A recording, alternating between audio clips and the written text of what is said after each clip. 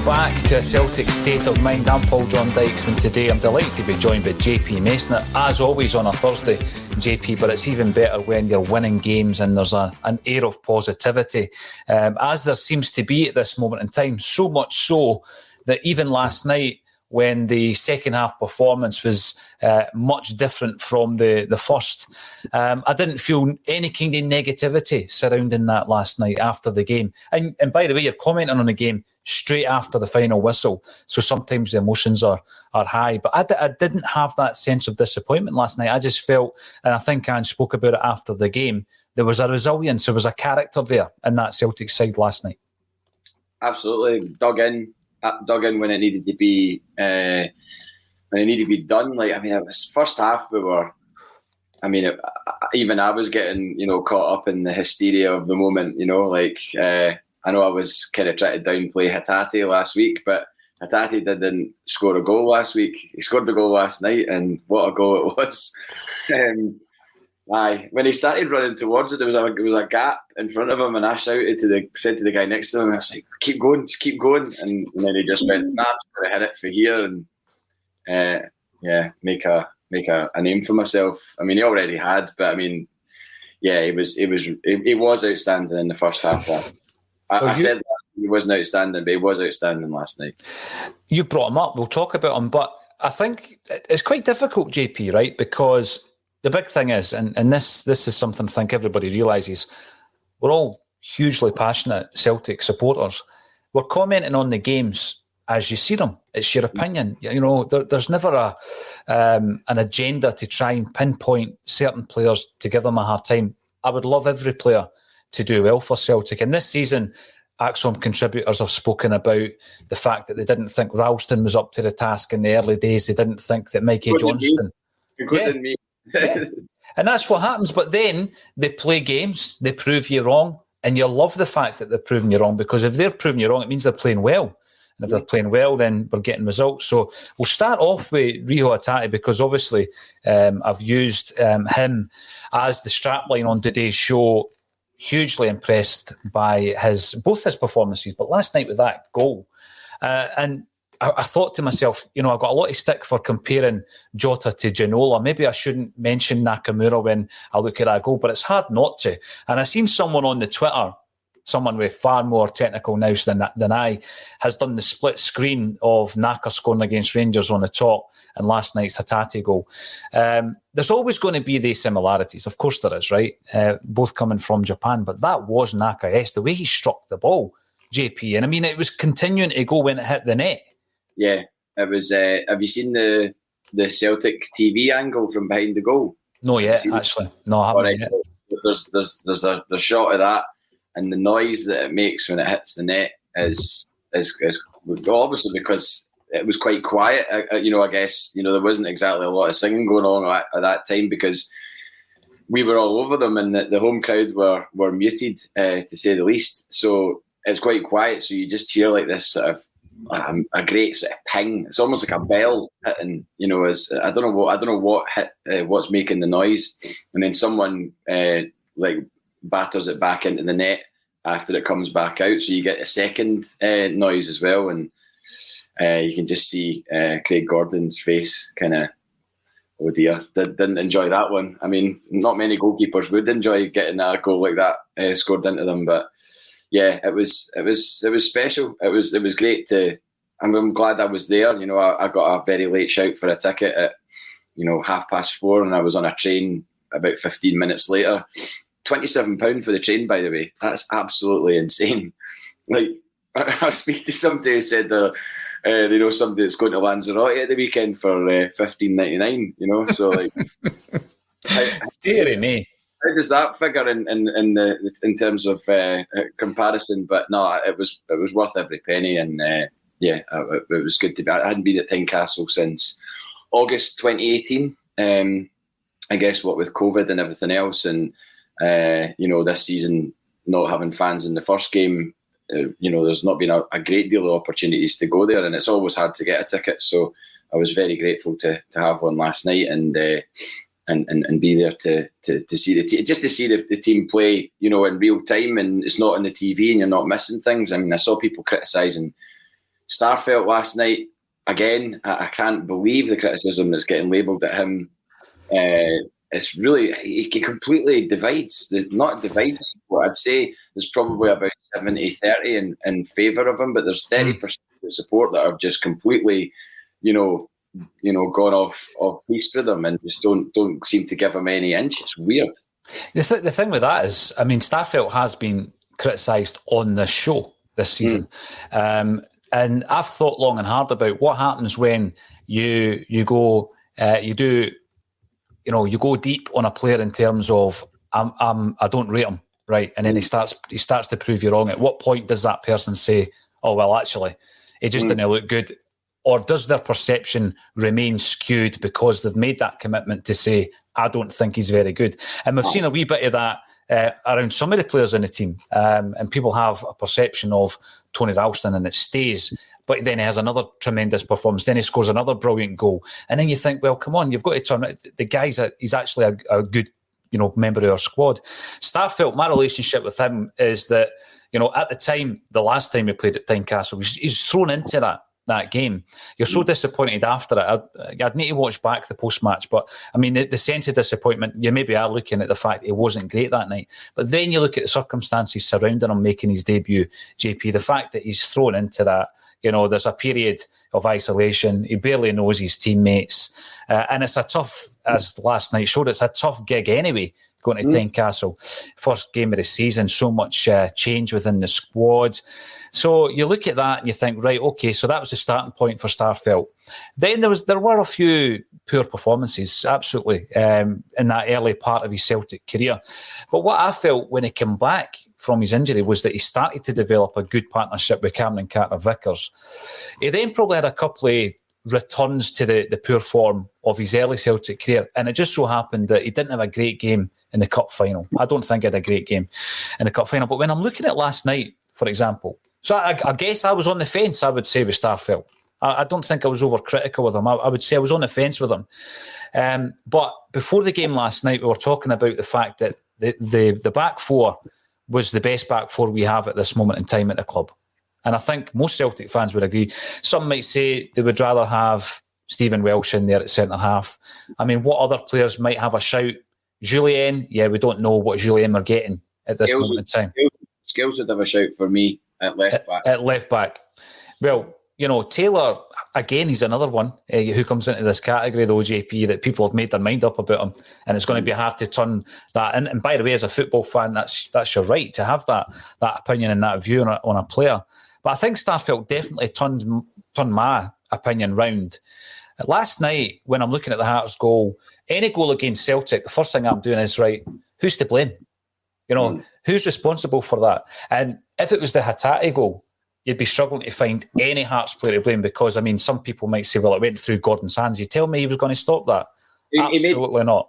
He made the space for himself as well. You see him chop inside and makes the space. So there's not really a lot of finger pointing on there at the Hearts defence. No. As you say, and the Hearts goal, I haven't actually seen the Hearts goal back. Apparently it was offside. I don't know if that was a cut and dried or whatever, but apparently it was offside. But I don't know if was anybody to blame for the Hearts goal.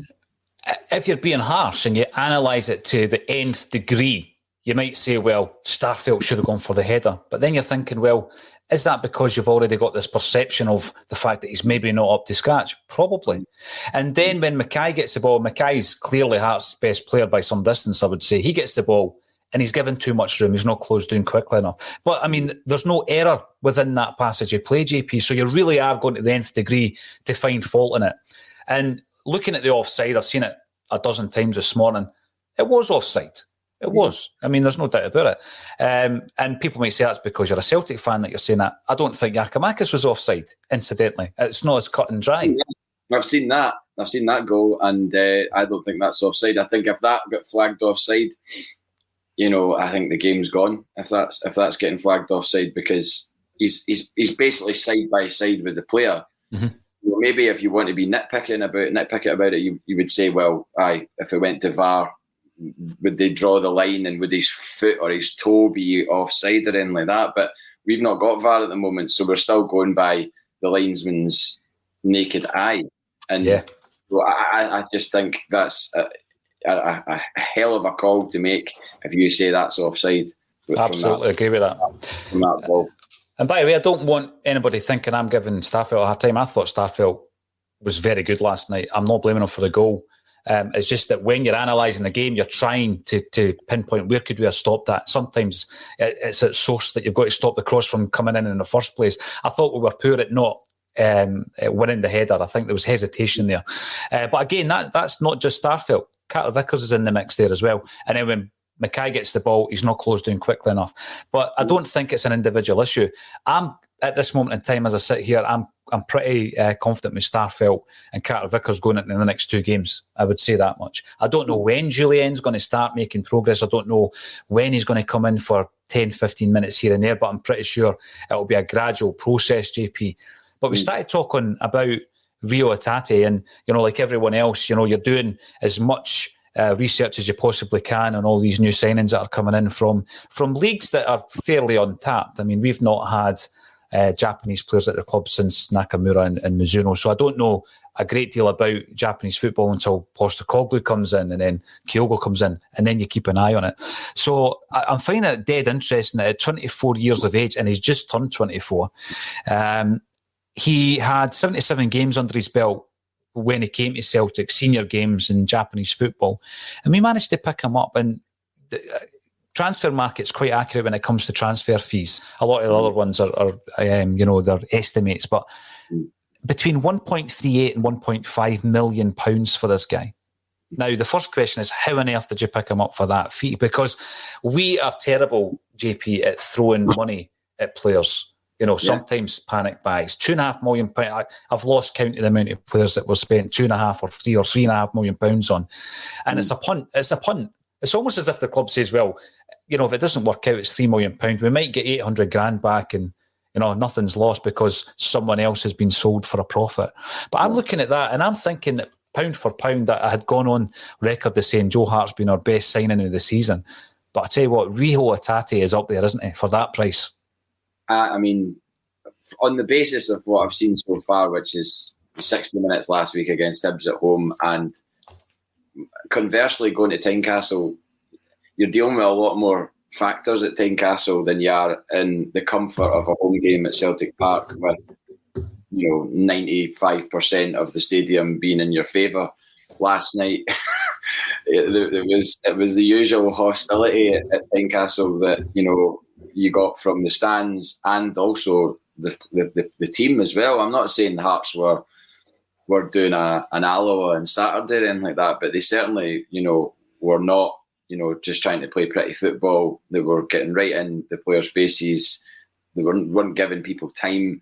But when you're as good a football player as Reo Hatate seems to be, you make the space. You get away from players, and he was doing it time and time again, as was O'Reilly, as was Jota. And you're just looking around the team and there's like, wow, you've got this guy, you've got this guy, you've got this guy. And I usually, when I'm at a game, if I think back when I'm on the way home or whatever, and I think back to how many times I said brilliant Starfelt or brilliant Bitton, and I said that quite a few times last night about both of those players. Mm-hmm. And that's not even taken. That was the sort of dirty work almost, the sort of being tidy in midfield, Bitton breaking up play, being available for a pass, and obviously Starfelt putting tackles in or just last minute blocks or whatever, or being aware of danger. And but then you've got the flair players as well. Some of the things that they were doing. I mean, O'Reilly looked.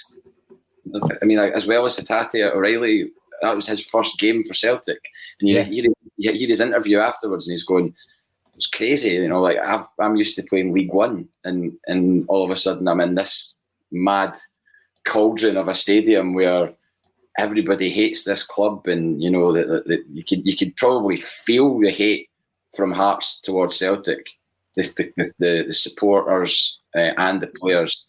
You can feel it, and you as a player, you're completely exposed to it. It's coming at you from all four corners of the stadium, and he's trying to concentrate on playing football whilst dealing with that atmosphere. And it's. I started thinking about it from a different perspective last night, because people have made debuts and things like that, and you go, oh, well, they're a footballer or whatever. But then when you actually think about the the mentality of where he's been and where he's come to in such a very, very short space of time. And he dealt with it. He dealt with it really well. Obviously, you saw him go down with, I think, cramp at the end, and the home crowd let him know all about it. You know, but I mean, it's, you know, I don't think he was acting or anything like that. I think it was he'd been running around solid for you know 80 minutes, 85 minutes. So he'd done well. I don't think he'd not played for a good few weeks either. It's not as if he just had a game last Saturday or something like that. He'd not played for a while. So fair play to him. And but yeah, Hatate, to get that sort of player for that level of money. I mean, I said last week we've been labelled big spending Celtic. You know, I really, I would sort of accept that if we were, you know, flinging money around. But I mean, I don't think you could say spending 5-6 million on all those players that we've got is in respect to Celtic and their finances is not big spending. You know, it's not flashing the cash. It's not being like, oh well, look at us, we've got all this money. It's just like, it's being prudent, and it's actually finally we're signing players that look like they're the real deal, you know, for the money. You know, like you say, we've wasted so much money and seen so many players come through the doors that haven't contributed at all and left with many zeros added to their bank balance. I don't mind if Matt O'Reilly leaves with zeros added to his bank balance in a couple of years' time, because in that time he will have done well for Celtic. and that's probably the advice he's been given by agents and other people in the game. Probably spoke to Dembele or whatever. I mean, the Dembele thing, he's same pathway, Fulham, Academy, you know, and look what Dembele's done. You know, gone on to be successful at Lyon. I think Dembele's goal tally at Lyon's actually really decent. I saw it shared recently, and it's actually better than I thought. So, yeah, it's refreshing times. Not just winning games, but the signing quality that we're bringing in is a lot more heartening. No, definitely. I mean, Dembele's gone on to win a Spanish title, you know, and as you say, he's doing well for Lyon, and he's a shining example of what can happen when you come to a club like Celtic. And yes, they use us as a stepping stone. I know that, but that comes with a risk, because there's no guarantee that they're going to be a success. And if they're not, then they fall into obscurity like the dozens of players that we've mentioned. But when I'm looking at the transfer fees, JP, I find it astonishing that we've spent €2 million on Hatate, €2 million on Maeda. That's the agreed fee. He's on loan, so I've not even spent that money. There'll be a loan fee, I'm guessing, and 1 million on Ideguchi, then 1.5 on Matt Ryan. This is 1990s kind of transfer fees we're talking about here. You know what I mean? And people sometimes say to me, well, with regards to the money, you spend the money, it's not your money, but you know, if you've not got 56,000 or 52,000 season ticket holders, you don't have that. I mean, that's your biggest income stream. We don't have the TV revenue. So I think we do need to be more prudent. And I know that we're a global brand and we sell merchandise all over the world. But in terms of season ticket holders, it is the season ticket money that makes Celtic a force in that respect. And the minute you take that away, there would be an issue. And I do want the club to spend the money more wisely. I also take into account that football moves on, and, you know, £4.5 million we spent on Starfelt, 4.5 on Kyogo. There are going to be investments of that type. But when you're picking those guys up and then throw £1.4 million into the mix for Hart, I just think your transfer business has been tremendous. And long may that continue as well. We'll come back to a wee bit of the transfers, because I'm pretty sure there's certainly going to be a few more bodies out the building. There might be more coming in. But you mentioned Matt O'Reilly there. Oh, by the way, what came to my mind when you were talking about Tynecastle, and again, you know, having never been on the park, but sampling the atmosphere from the stands. A lot of players that leave Scottish football who are asked about atmospheres in Scottish football mention Tynecastle as well. So I think it is definitely palpable on the park. And Matt O'Reilly comes in, thrown in, because let's be honest, we've got no other choice due to the injuries and also the international duty. So he's thrown in. And I was having a wee look again at his career. 21-year-old decided to leave Fulham for first-team football, went away and proved that he was a player. He's come in for around £1.5 million. He was given the man of the match last night. And I think that one of my fears going into the game last night was the fact that we were throwing a midfield together that had never played together in Bitton, Hatate and O'Reilly. I'm now looking at them and I'm looking ahead to Dundee United and Rangers, feeling a wee bit more confident after last night, JP. Yeah, I mean, obviously it was a bit of a whitey. I mean, genuinely, if you were to ask me who man of the match was, I would have said Nir Bitton. And you know my feelings on Nir Bitton. I've not been his biggest fan over the course, mainly because he's been at Celtic for so long and hasn't contributed fully. You know, he's been there or thereabouts. He's got the what's happening Bitton with Tierney. You know, a bit of banter on a 5-second video isn't going to make me, convinced about a football player. Do you know what I mean? I want to see the guy contribute and do the business on the park, and he did it last night.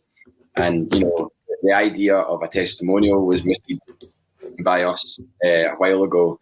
And, I was kind of saying, who would go to a Nir Bitton testimonial now when he's contributing in a season as important as this? Because I would argue that last season and this season are not far away in being in comparable terms. I know that there was the sort of the glory of 10 in a row and everything else, but this season to win it back, given what we've done before that, it is almost as important. And Nir Bitton, if he contributes to this season, which he already has significantly, I would argue, Mitchell and apart, then he's on his way to, potentially having a testimonial and having, as close to a full house as possible. I mean, I'm reaching further for a ticket at this stage than I would have been, 6 months ago or 9 months ago.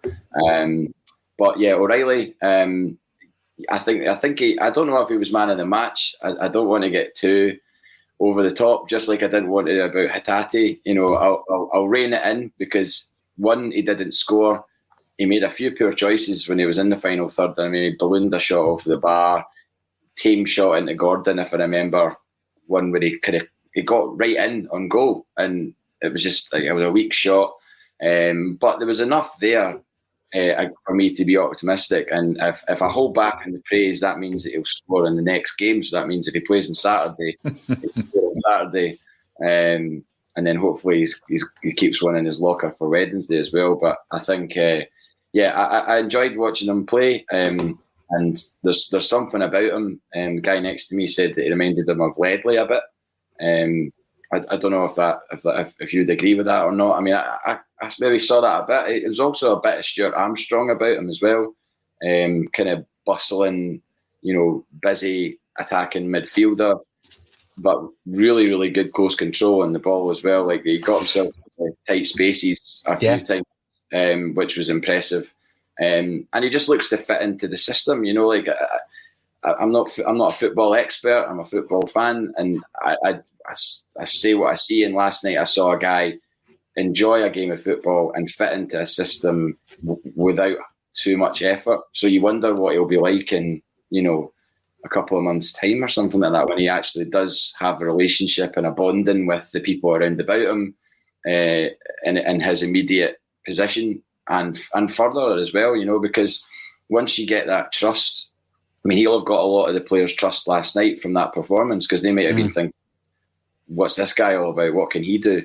And then he comes in and puts in a shift and shows he's a bit of a player, and that gives the rest of the team confidence as well, because they know, if we give the ball to him, then there's a good chance something's going to come of it. I mean, was it not his ball out wide that led to the...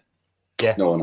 Was it? Led to the cross for Giakoumakis, yeah. He hit that pass, I was like, whoa, that's 100% accurate with the right amount of pace in it, and it completely destroyed the Hearts' defence. Like you wiped them all out, and then all the I can't remember who crossed it. It's terrible, but Jamesy, was it Jamesy? James Forrest. All James Forrest had to do was put it into the right place, and we got the goal from it. So I think and as a contributing factor, he assisted. What's this new stat when you do an assist before an assist? Well, it was actually O'Reilly who gets the assist for Giakoumakis, so it was O'Reilly's pinpoint accuracy with his ball. Was it? Yeah. But what I was going to say on that point, though, was the intensity of his passing. So he's getting the ball and he's releasing it like at that pace that is suited to Angie's style. And I think that if you look at last season compared to last season, in terms of the players that were brought in, JP, it was quite obvious last year that there were players who didn't suit our style. And that's, one of the biggest issues. That's why when you bring in somebody like Shane Duffy and your team requires your centre-half to have a lot of the ball at their feet, to have very, very good distribution, a range of distribution, X, Y, and Z in terms of that criteria, and you bring in a player like Shane Duffy who doesn't have that, then it's not going to work. And that's been proved by him going back to a side where their style of play does suit him and he performs. I think the same could possibly be said about Albion Ayeti, possibly about Diego Laxalt. Remember him? A player who, obviously, we all know the pedigree, AC Milan, World Cup, team of the tournament for Uruguay, etc. He comes into Celtic and he looks extremely ordinary. And it could often be the fact that we're buying players who don't suit the style.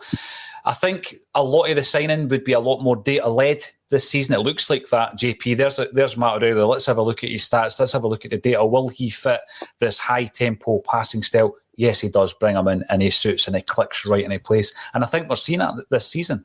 But I didn't want to take his assist away from him, because it was a tremendous pass. But that's what, I was impressed by last night. Now, you've mentioned Nir Bitton. Before we start talking about him, let's get some of the comments coming, because it is his 9th season, Nir Bitton. It's incredible. 9th season at Celtic. Stephen Sloan, you're the first to comment on today's show. Welcome to the show. You're on YouTube. I know I'm being greedy, and I know we're on a great run lately, but I am still worried about our second half performances. We're playing Rangers next week, and we cannot turn up for just 45. I want to talk about that.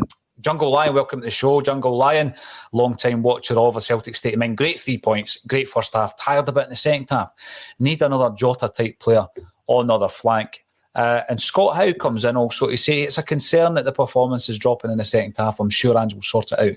We talked about this last night. See what you think of this, JP, right? So Laura Bryan and I were speaking about the fact that, right, so Ange has come in and it's a different intensity that we're playing.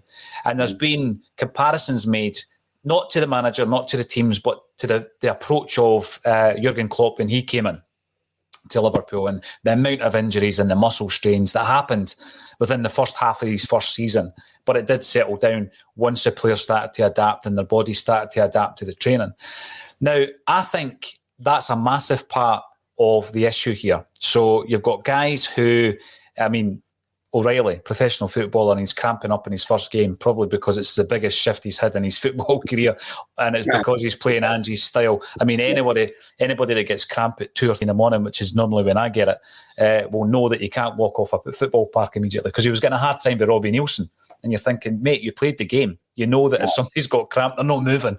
They're going to have to get carried off. But when you're looking at the intensity, so we've never had the luxury, JP, of having 11 players on that park who either aren't coming back from some kind of injury or haven't had time to adapt to Angie's pace and tempo. So you've got players last night getting thrown into the team. So I think that is why maybe we've seen a bit of a drop-off. And to the argument that says, well, by this time of the season, maybe we should have got the squad up. We've never had a settled squad because we've had new guys coming in, new signings, and we've had people coming back from injury. Even last night, Jota's coming back from injury. Giakoumakis is trying to get match fit. Taylor isn't long back from injury. Forrest is coming back from. So you've got 3 or 4 players every single week playing who aren't yet back up to the intensity. And then you're bringing in new signings. Quite a lot. We're on 18 now this season. There is going to come a point, I think, and I hope there's going to come a point where they're all at that same level and it's not going to drop off. And even if it starts to drop off, you can look to the bench. Last night, we had some good options to see the game out, McCarthy and Sorrow. We didn't have the attacking options that we are going to have when some of these guys come back. So I think and hope that is the reason for the drop-off. Also, it's only the second game back since the break. So we had played since 22nd of December. Was that the last game, the St Mirren game? Boxing Day. Boxing Day, yeah. But Boxing Day was a shadow side because of COVID and everything else. So a lot of those players maybe hadn't played since the St Mirren game because if you remember the side that was put out against St Johnstone, it wasn't really recognisable as a Celtic first 11, in terms of the strength.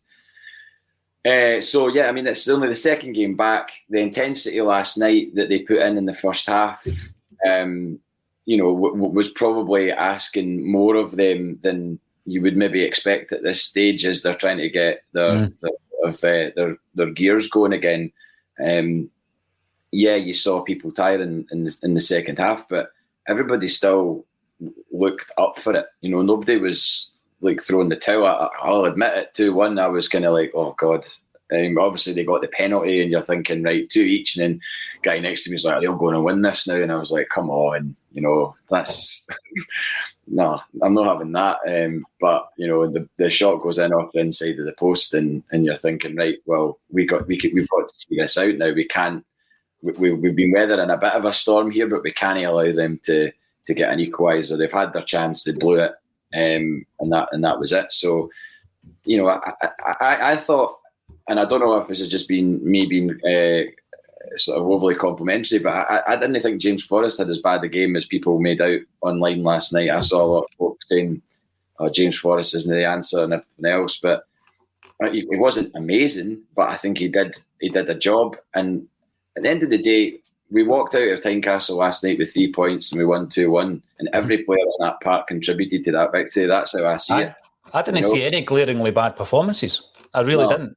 I mean, even James McCarthy, when he came on, I mean, he did a couple of brilliant things. I think one of them was like he went right in on a meaty tackle near the dugout, and he won the ball, and then he went to play a pass, just played it completely out of the park. I don't know if he just got so G'd up by the fact that he won the ball, he forgot actually, now I need to actually play a decent pass, and he played it right out of the park. But he did the business in getting the ball in the first place and stopping a Hearts attack.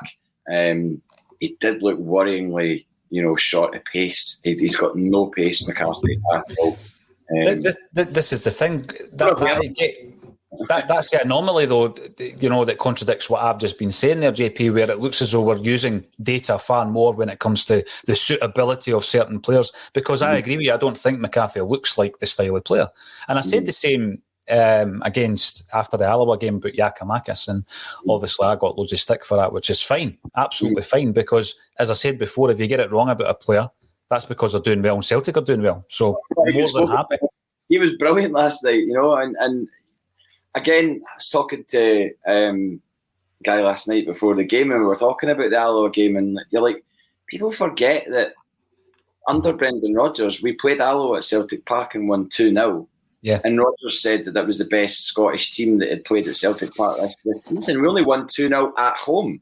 Mm-hmm. But people, I don't know why Saturday was just like, everyone's straight 5-6-0. And we got through. It wasn't pleasant. It was on a horrible pitch. It was the first game back after the break.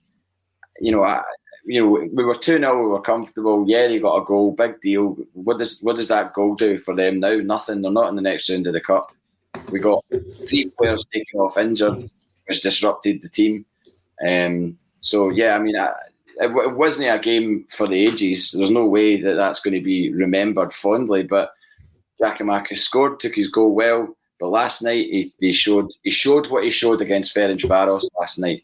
He showed that he can rough it up. He looked like he didn't want to get beat. And I've said this before. The more players that you see on that pitch that don't want to get beat and give that impression, then the better a team we will be. Because you've got guys like Cameron Carter-Vickers now who you can tell he doesn't want to get beat in a game. Like, will not be given any quarter in a game. And, he obviously got a bit of a rough time last night at times. And it maybe wasn't as good as he normally is, but he certainly didn't lack determination. And I thought he was great too. But Giakoumakis, pleased for him, because we know the whole striker's curse at Celtic. He's wearing the number 7 jersey as well, which is a heavy jersey to wear at Celtic for a number of reasons. And I've always been a bit reticent for that to be given to anybody unless they're I don't know. I don't even know who would deserve to get that jersey off the bat. I don't think it was maybe thought about when they gave Giakoumakis the jersey, I think it was just a case of, right, well, it's a first team squad number. There you go. But we all, value it a lot more maybe than the person that dishes out the numbers at Celtic. And I don't know if he chose it himself. If he did, then fair play to him for choosing it. But, it's great to see a player. I watched his interview this morning, and, he said, normally players say it was a big goal for the team or whatever. But first of all, he said, it was a big goal for me. I wanted to score in a big game, and I've done it. And probably that's, helped his mentality, and his, just to think, well, I'm not just scoring against wee teams here. That was a big game last night. That was the team that's third in the league and their ground. And I've scored a pretty great goal, actually. It's not, it wasn't a 30-yard screamer, but it was pretty good innovation to, be able to adjust his feet at the very last second. That ball was fizzed in fast. That wasn't an easy goal to take at all. And it does it with both feet off the ground as well, JP. It was an excellent finish. Maybe they take him round the number 7 lounge and you see all the names on the wall: Chiefche, Janino, Bloomberg, and you go, I fancy it. I can do better than him. Perhaps. Thanks everybody for getting involved here. Over 1,000 watching live, which is tremendous. And I love it when people remind me that I got it wrong. That's absolutely fine. It's out there. I'm not going to delete it. It's like all my bad tweets. They're out there. They're not offensive, so they're maybe just bad takes. Danielle F, welcome back. Afternoon. Where's all the Starfelt haters now? Guy was incredible last night. I tell you, still there. There's still loads of them because, like, honestly, a cursory glance at Twitter last night. If Danielle is looking for Starfelt haters, she'll find them on the internet. I'm telling you that for sure. But I'm not some flag waving guy or whatever. Like going, oh well, I'll go to the edge for Starfelt or anything like that. I just say it how I see it as a fan, and I thought he was great last night. I really, really did, and I'm not just doing it to sort of bum him up because people have been slagging him or anything like that. It's like, if he has a good game, you say it, And of course, you just got to look at a defensive record, JP. And I think that one of the biggest issues, last season was the fact that we didn't have that settled back to and the goalie behind them. Even when we drew at Kilmarnock prior to all the issues that Chris Julian eventually had that season, people were calling for a centre half when Shane Duffy came in because Ayer and Julian didn't look the part as a partnership. And we had all the issues with the goalies. We don't have that same issue just now. So yeah, we might criticise certain players in certain games. There's some comments coming in here actually on your point about Scales, where they're saying Greg Taylor still isn't shown enough. So there's always going to be elements where you think, right, we need an upgrade here and there. But on the point in Nir Bitton, he comes in last night. I mean, he's a strange one in terms of the squad because, as we were saying before, 9 seasons now. This is his 9th season as a Celt, and only twice has he made more than 40 appearances. So there have been seasons where he's been a bit part player, making 20-odd appearances, JP, 10 appearances on one occasion. But he's the type of player that, when you've got a full complement of players, he might not get a game. He might be on the bench. But then other times he starts and he captains the side. So it's like two ends of the scale. Season started off really poorly with the sending off against Midfield. I think Ange's realised pretty quickly, right, this guy's not playing centre half. He's not a centre half. And he's played effectively. Everybody else had thought the same thing, but that's down to poor recruitment, isn't it? I mean, if he can come in and tell within, a couple of games, this guy's not a centre half, why the hell has anybody been playing him at centre half? Go out and sign one. Don't play midfielders at centre half. It's God. Anyway, I know we could talk that through for quite some time, I'm sure, and it wouldn't be a very enjoyable watch or indeed to contribute to. The thing is, JP, he played centre half so many times for several managers, to the point where Kevin Graham one time on the podcast says to me, right, Paul, stop saying it. He's not an adapted centre half. He's just a centre half because that's where everybody plays him. So thankfully, Ange came in and realised, actually, big man, no, I'm going to put you here. I'm going to deploy you here. But even there was one moment last night where he's tried to burn their left back for pace. And he's hit it right, and he's eventually won the corner. And it's just pure experience. Hit it into, in behind the defence, and he's won a corner. And I'm thinking to myself, it's one of the most complete performances I've seen for this guy, and all that was missing was his long range efforts that he used to be kind of known for from time to time. But I just think, in terms of a captain's performance last night, very, very composed. He's on his way to maybe having his best campaign at Celtic. I'll stand corrected if someone can tell me that he's played better previously. But we're going into the game against Rangers. I'm not skipping the Dundee United game here, but we're going into a game against Rangers where I think he's going to be pivotal, especially when you look at the lack of Celtic experience around about him with O'Reilly and Hatate. And I don't think at the beginning of the season I would have been happy with that. I don't think in January last season, where he's got sent off at Ibrox, that if you'd told me, fast forward a year, you're going in, he's your captain, and you're actually quite happy that he's your captain. You're not happy that McGregor's not playing, of course you're not. But going into, I don't really have much concerns now about the midfield. Going back to that point, are you quite happy with Bitton leading the side out against Rangers? I never thought I would be. I might have been on the post-match bulletin last January after that game at Ibrox, and I was absolutely livid with the guy because it was just daft. But I mean, he was playing out of position. He wasn't playing where he's comfortable in. He got rolled on the halfway line, and his only option in his head was panic and to bring down Morelos, which cost us any chance in the game. And then you get an own goal off McGregor's shoulder or whatever it was, and it was one of those scrappy 1-0 victories that you can file next to. Oh God! Remember that game at Celtic Park where somebody was it Laudrup? We were all over them, and then Laudrup just burst up the park and he hit a shot and it went in off somebody in the line off the into the net. I can't. God, it's a long time ago. I'm really usually good with things like that, but I tend to blank out the horror shows and remember the good times. But yeah, I mean, it was a horrible game, and a lot of people were kind of done with him at that point, and then they were done with him again after Midfield, where it was just sheer stupidity by doing that. That's just surely Postecoglou's had a word with him and been like, "Don't lose the rag. You're 30 years old. You're a seasoned professional. You've got to set an example to these guys that are 20, 21, 22, and they're looking up to you. And apparently, by all accounts, he is a popular figure in the dressing room, so people do look up to him." So you don't want to be looking up to a guy who loses the rag and costs the team a player in a crucial game. Yeah, I'm happy with that, and I'm pleased for him because he obviously he's come up against it. He's had a lot of criticism. A lot of people haven't been on board with him, and then you're seeing sort of tweets now. I know Twitter's not a great barometer of things, given what I was saying about Starfelt, but I've seen a lot of positivity towards Bitton on Twitter.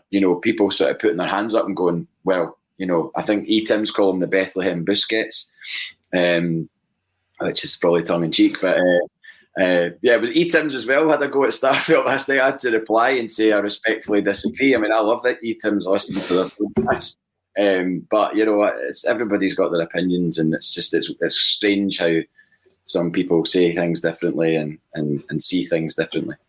Well, the big thing for me is if someone's got a different take on it, JP, I like to find how they've come to that conclusion, and then you start reconsidering sometimes the opinion that you've got, and that's the beauty of the debate.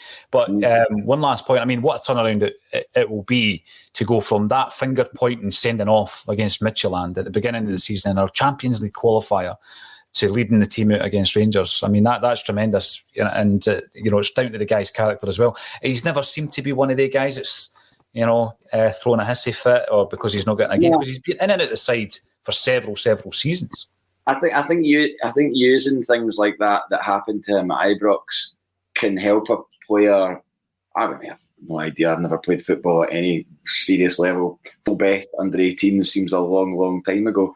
But I would imagine that if I have a rubbish game at Sevens on a Tuesday, the following week I'm like, right, I need to play better this week because I had a stinker last week and missed sitters and I lost the rag and that's what I'll do the following week. But he'll have that memory of Ibrox and how bad he felt at that time, and you use that as fuel for your next bite at it. And if he gets a bite at it as captain, I'm still not entirely sure McGregor's not going to be there. I know that sounds insane, but the fact that he was there at Tynecastle last night makes me think that all was not lost. And Ange Postecoglou obviously playing his cards very close to his chest as usual. But the fact that he was at Tynecastle, yes, his face looked...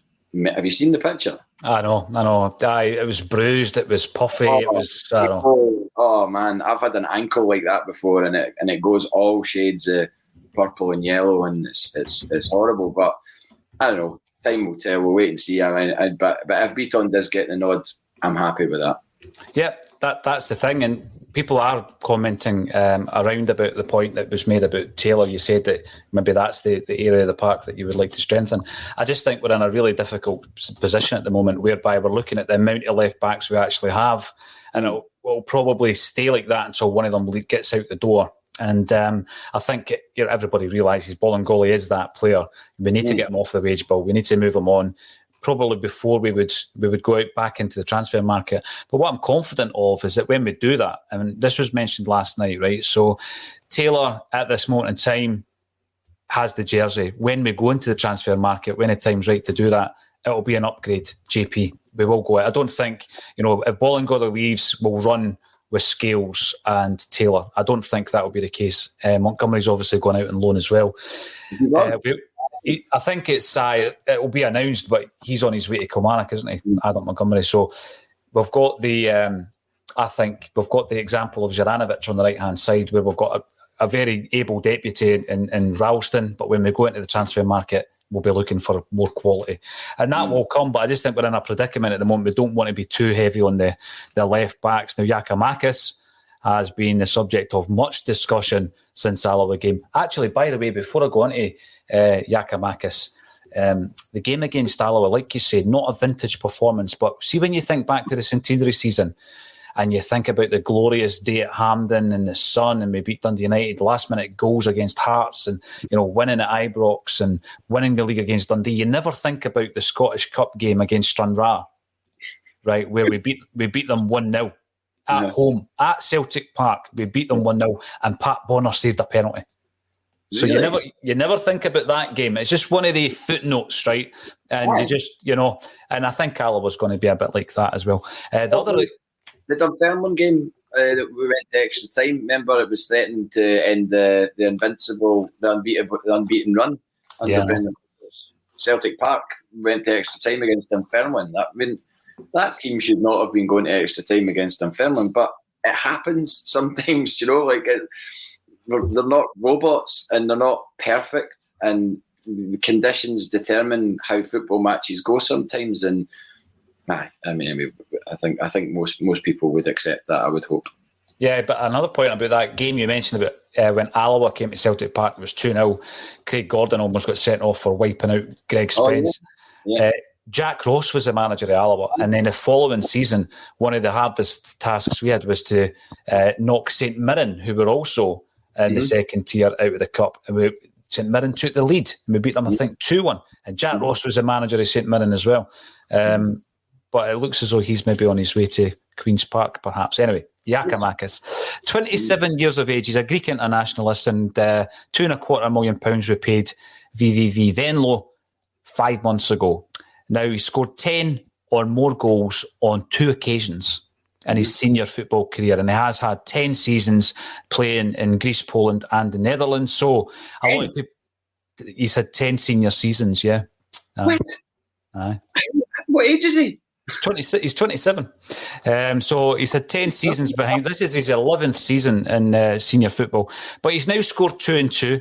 And I think that he's started to show enough to suggest that going into a game, he's a better option than Joey Dawson at this moment in time. And that's not a slight on Joey, because he wasn't ready, but he came in and he played pretty well.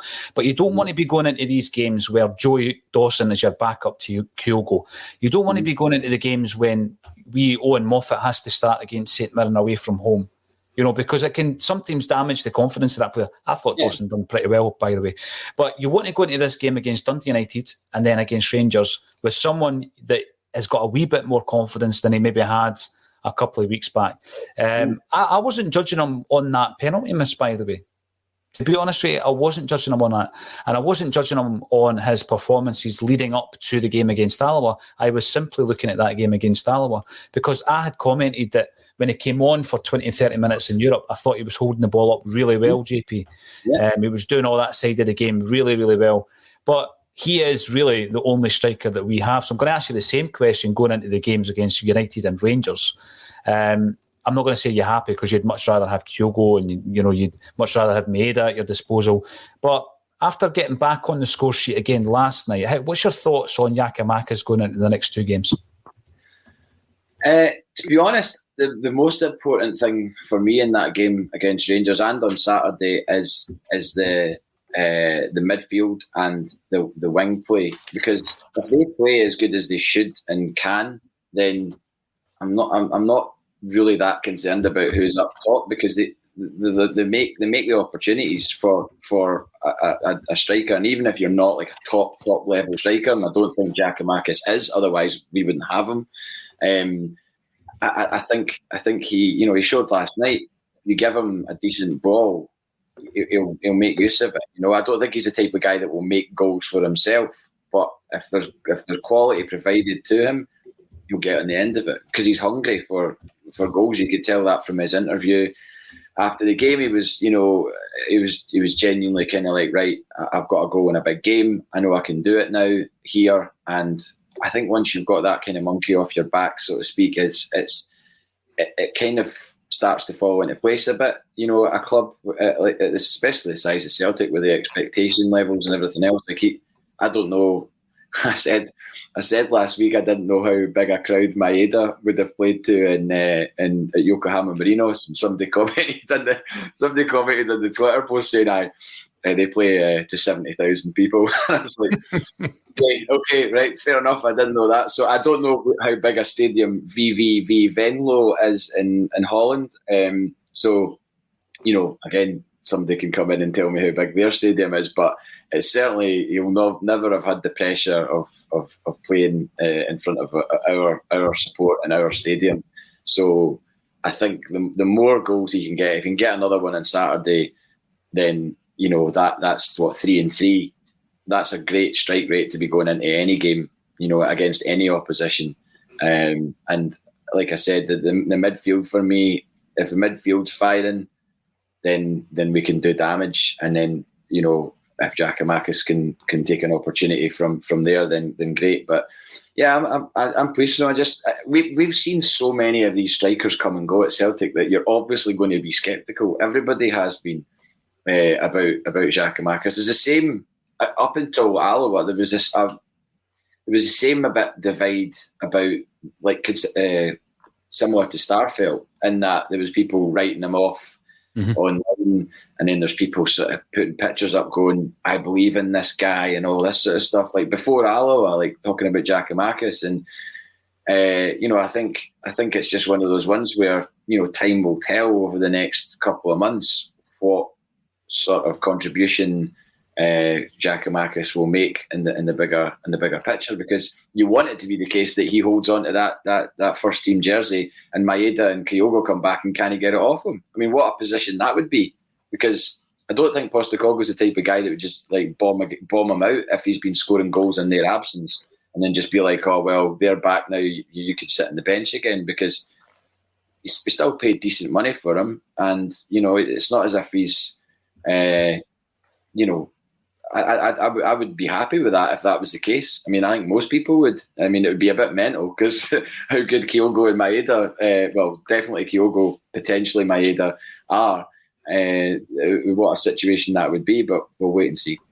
I think, example, Ralston. Ralston played so well, he kept the jersey, even though you knew that Juranovic had been signed as a first choice right back, and it took Juranovic a while to actually get the jersey back. He undoubtedly is now the first choice right back.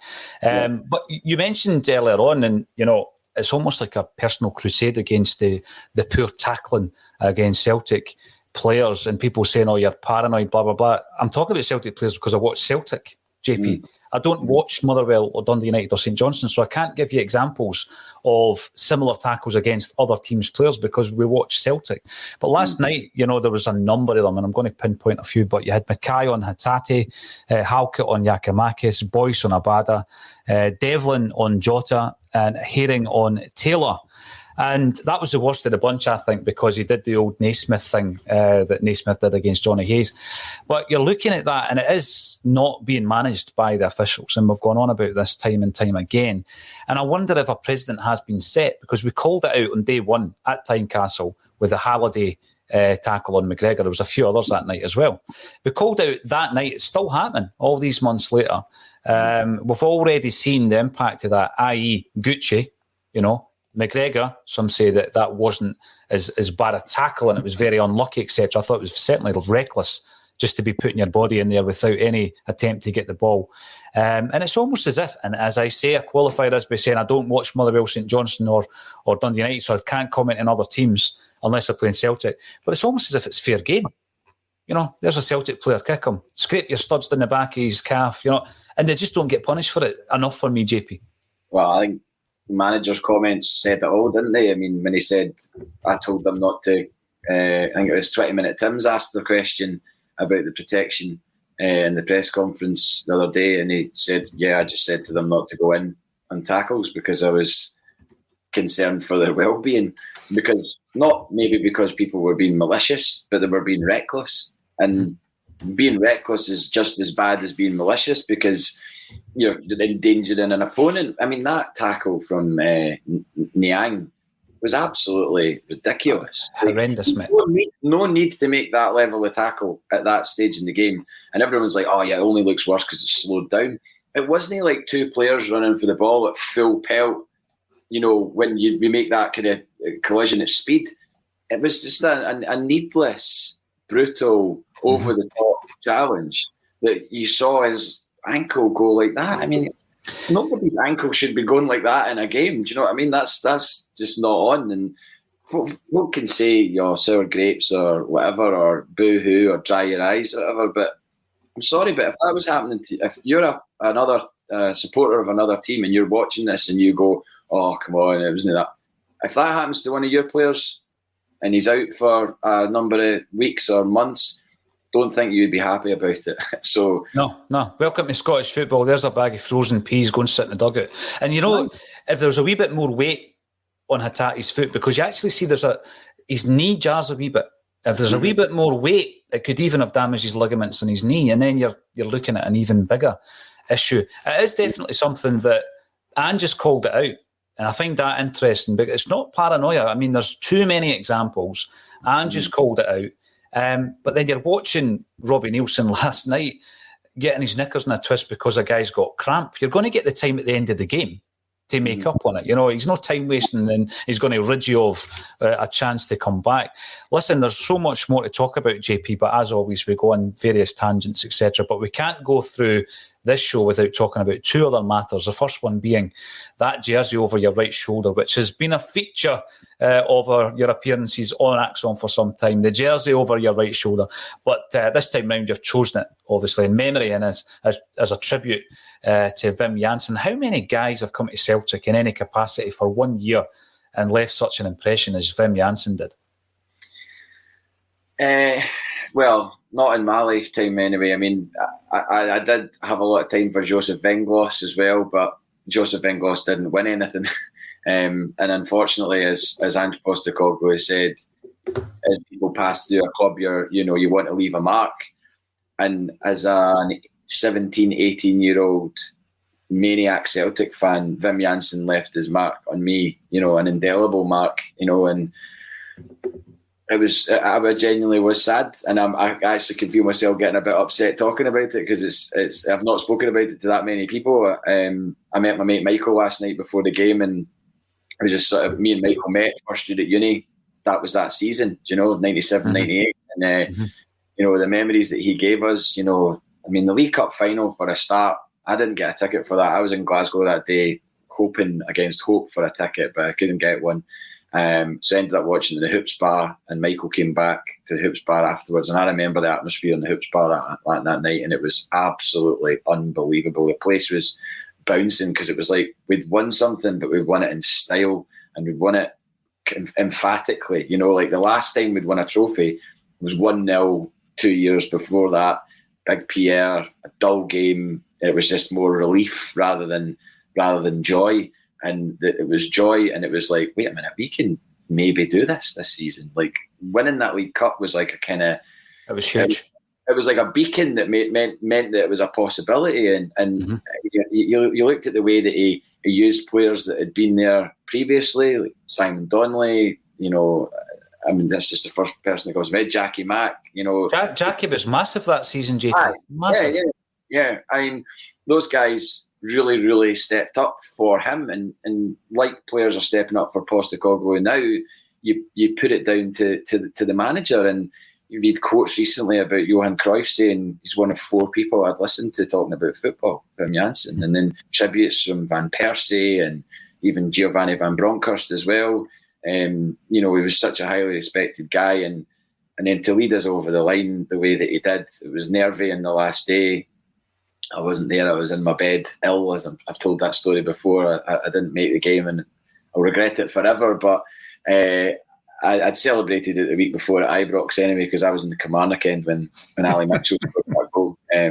That's another story. But no, Wim Jansen was huge person for Celtic. I wish he'd been about in Scotland a bit more in recent years. You know, maybe at Celtic Park, that I could have got the opportunity to do a Declan and shake his hand and say thank you for what you've done, because I've had the opportunity to do that to Neil Wennon, to Martin O'Neill, and to Gordon Strachan, and Brendan Rodgers actually. But I haven't I'd ever got the chance to say thank you to Wim Jansen, and I was really heartened to see the pictures on Twitter of people saying that they'd met him in I think it was a game in Luxembourg or something like that, and they met him in the square, and apparently sat talking to like a bunch of Celtic fans for ages in the square. And there's all these like nice stories that appear after someone passes away, and as sad as it is, you find out a bit more about them, about the personal side of them. And I got that top way back in the late 90s, obviously, because it was the top that Larsson had, I think, worn before he came to Celtic, and I got it from the fabled inn shops in Falkirk, which was at the back of the Howgate Centre, where you got like last season's European tops, and it was just like an absolute mecca for wee mad football fans like me. And I would go and fill my boots every now and then when I'd get a paycheck in from the Turficking Inn, and I've still got a number of those strips. I've sold a few of them on eBay. The ones that didn't, you know, I had a PSG one with the Opal as a sponsor. And PSG mean absolutely nothing to me as a football club. I don't really even see them as a real football club at the moment, given their backing and such like. But I sold one of their tops online on eBay for about 80 quid. It was like the 94-95 season PSG top, the one that Loco wore, and probably the one that wore it. Djurkaev and Paul Le Guen played that night as well. But yeah, I got the final top. So I've always kind of wanted to go to the Keep Stadium in Holland to see Feyenoord, and certainly they're everything that Ajax aren't. You know, I mean, I've not heard any. Maybe there are tales about Feyenoord fans being out of order, but as long as they're not racist or fascist, then that's all right with me. But yeah, I'd love to go and see them, and obviously there's the connection because of the 70 final as well. And it was nice seeing the pictures of him in the Feyenoord strip. I'd not really seen a lot of pictures of him. There was a picture shared against a really good one where I think he's with Bobby Murdoch in the like a black and white picture. But yeah, amazing guy, amazing contribution to Celtic's history. And you know, as Tommy Burns said, you know, he's there and he always will be there. You know, like he's that image of him on the shoulders at Celtic Park of the players, you know, is iconic. And you know, the people will be talking about that in 30, 40, 50, 100 years time. You know, it's an amazing thing to do. Leave a mark at a football club as big as that, because it was so big that season, as we all know. And he left us with Henrik Larsson as well. Well,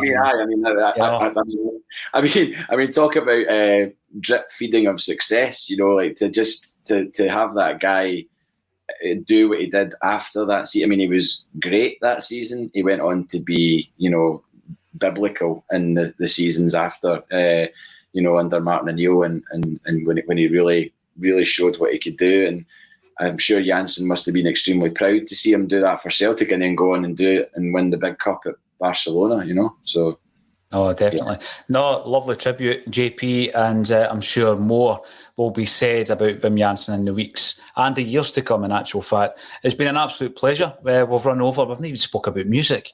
We'll save that for next week. There was something I was going to mention.